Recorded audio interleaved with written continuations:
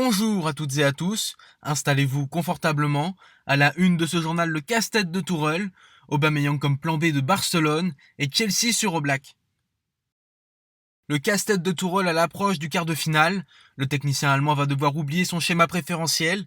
Mbappé a été déclaré forfait par les médecins suite à la blessure subite lors de la finale de Coupe de France contre Saint-Etienne. Et Di Maria ne sera pas non plus dans le groupe, suspendu après le huitième de finale retour contre Dortmund. Thomas Tuchel va composer sans deux de ses meilleurs joueurs. Ainsi, à l'approche de la rencontre face à l'Atalanta, il va devoir se creuser la tête.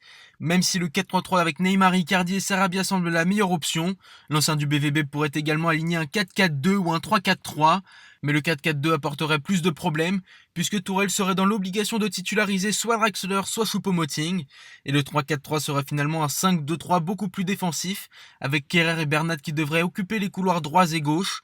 Schéma tactique où l'attaque est quasiment inexistante et inutile si on ne peut pas compter sur la vitesse d'Mbappé pour partir en contre-attaque. Alors que le 12 août approche à grands pas, Tourelle n'a toujours aucune idée du 11 qu'il va présenter devant l'équipe italienne. L'OM toujours à la recherche d'un attaquant. Alors qu'ils en ont déjà 3 dans l'effectif avec Benedetto, Germain et Mitroglou, le club phocéen veut se renforcer, avec le grec qui devrait quitter la Canebière et le français qui a plus souvent joué ailier droit du temps de la blessure de Florian Thauvin. La direction cherche une doublure à son attaquant argentin. Et TMW nous apprend que la formation de Villas-Boas se dirige vers une piste beaucoup moins médiatique. En effet, les Olympiens se seraient positionnés sur Gianluca Scamacca. Sous contrat avec Sassuolo jusqu'en 2023, le joueur de 21 ans a enchaîné 2 prêts consécutifs, aux Pays-Bas et en Série B. Auteur de 9 buts en 31 matchs, le nommé au Golden Boy 2019 aurait même déjà fait l'objet d'une première offre de l'OM. 12 millions d'euros plus bonus sur la table. Mais Marseille a de la concurrence. L'AC Milan et la Roma suivent le dossier de près. Revirement de situation dans le dossier Ruffier. Mis à pied par l'AS Saint-Etienne, Stéphane Ruffier devrait finalement être réintégré par le club stéphanois. Selon l'équipe, celui qui attendait une lettre de licenciement va finalement être conservé, mais sera tout de même sanctionné. Une simple retenue de salaire pour l'ancien gardien tricolore. Une décision sans doute motivée par le manque de solidité du dossier pour justifier un licenciement pour faute grave.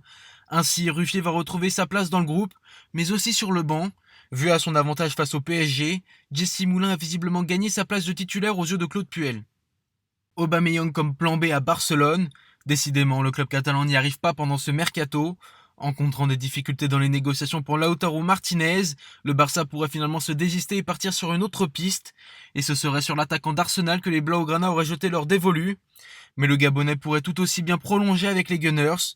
Les discussions se déroulent bien entre l'ancien de Dortmund et Mikel Arteta. Une première offre de prolongation devrait arriver très prochainement dans les mains du principal intéressé. Le père d'Aubameyang a annoncé la couleur sur les choix de carrière de son fils. La décision est prise après le conseil du sage qui est ton père. Nous serons fixés très vite. Dors tranquille mon fils, ton père veille au grain, a-t-il lancé sur Instagram. Reste à savoir quelle décision ce sera. Et on termine ce journal par Chelsea qui cherche un nouveau gardien.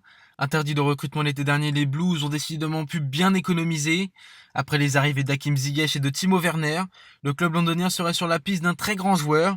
En effet, Kepa, acheté pour 80 millions d'euros, ne plaît pas à Frank Lampard. L'Espagnol devrait faire ses valises et s'envoler pour l'Espagne d'ici peu. Ainsi, la direction vise Jan Oblak. Le gardien de l'Atlético est un des meilleurs à son poste en Europe. Le voir arriver du côté de Chelsea ferait un bien fou aux techniciens anglais.